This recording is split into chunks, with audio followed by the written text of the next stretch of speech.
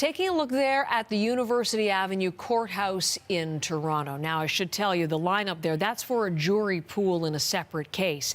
Nothing to do with what is our top story today, the sentencing hearing getting underway in the case of serial killer Burce McArthur in that very courthouse. And Megan Fitzpatrick, of course, our lead reporter, as she's been telling us what we expect over these 3 days, an expanded agreed statement of facts, potentially 30 pages long, victim impact statements from friends and family, some read aloud, some submitted to the court. But this is going to be what we're focusing on for the next 3 days. And we want to take a closer look at what we will understand from a legal perspective with my guest in studio. Rachel Lichtman is with me, criminal defense lawyer at Lichtman Law in Toronto. And thanks for coming in.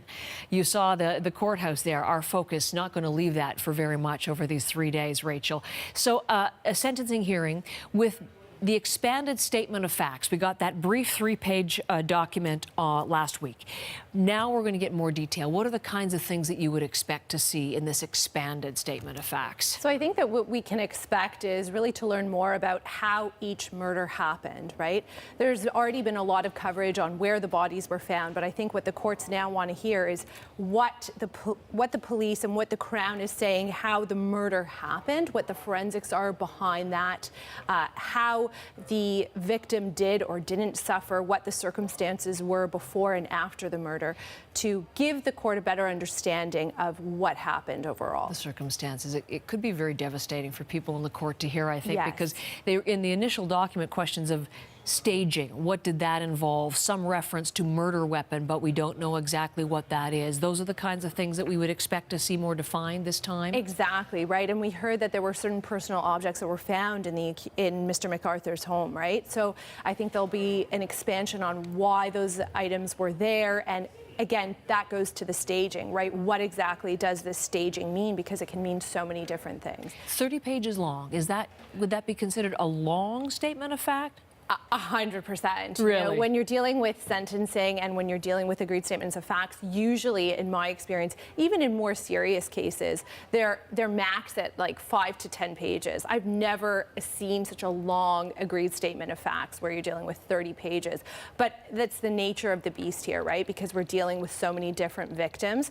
It's inevitable that it's going to be longer than what you usually see, and it's also something that it's quite serious, right? It's first-degree murder. We don't want to just quickly gloss over it and Right. move on. We want the full basis. And help me perhaps understanding why he decided to plead guilty, which did take some by surprise. All of that will be read into the record.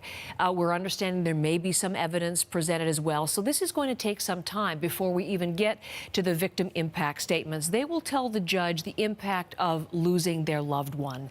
How difficult is it for family members to speak and to tell about that in court? In my experience, it's usually much more difficult for the family members to speak than it is a lot of times for the true victims, right? Unfortunately, here we don't have those true victims because of the nature of the crime. They've been murdered, but the family members are the ones that are suffering the most, right? Because their loved one isn't here anymore. It's usually most difficult for them.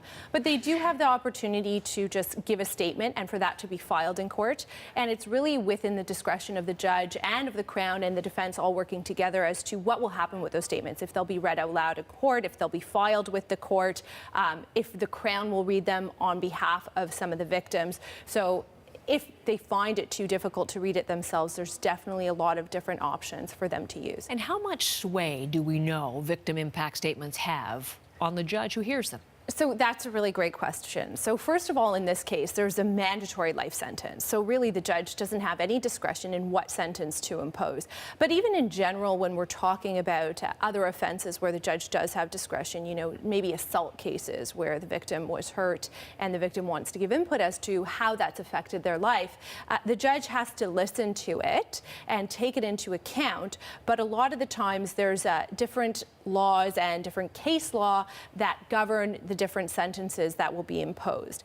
And I think it's really important to remember at the end of the day that the criminal justice system, it's a system there that's created for the accused person, for the accused to be tried, for the accused to be sentenced, right? So the focus is always on the accused person and the submissions made by both Crown Counsel and Defense Counsel. But since 2015, the Crown now has to make reasonable efforts to reach out to the victims to get their input, and the victims have a right to be heard if they want to be, right? So the judge still has to listen and take that into consideration, but again, it's not the main component of the sentence. He's already said you're going to jail at least until you're 91. Exactly. But is it a question, I mean, it's just symbolic because it doesn't, but would it be a question of whether he's sentenced to serve concurrently or consecutively? It definitely can be something that the judge takes into account there, but the judge can't take that into consideration unless the Crown actually makes a request that the sentence run on top of one another, right? So we know they're going to, both sides will be making submissions as well as the part of these 3-day hearings. Right. What is the likelihood that we will hear from Burce McArthur at the end of this? It's difficult to say, right? Because usually an accused person would say something when the judge has discretion on what sentence to impose, right? But as we know, there's no discretion. It's a life sentence. So it's really up to him, and it won't help or hurt him, and it's whether he wants to say something to the public. I mean, thinking about it just from a logical standpoint, I think there's nothing he can say to help his plight. So I don't see how his lawyer would give him advice saying, sure, say something. I think it would just hurt him, anything that he'd say. At the end of legal proceedings, and we know the investigation continues, but at the end of these legal proceedings, there is a lot of focus on, should we turn our attention to some form of public inquiry here? What do you think the likelihood of that is? So that's really something that's really left in the hands of the police, right? And sometimes they'll look to the Crown for some input as to whether that happens or not. But the judge doesn't have a say over whether that happens. They can make a statement on the record saying that they think it's a great idea or that it's something that the police should be looking into. But really, that's not within their hands. That's within the hands of the police. I think it would be a great idea, right? Because you have something where this person has committed crimes starting around the age of 60, right? And we know that usually that kind of behavior doesn't start at 60, right?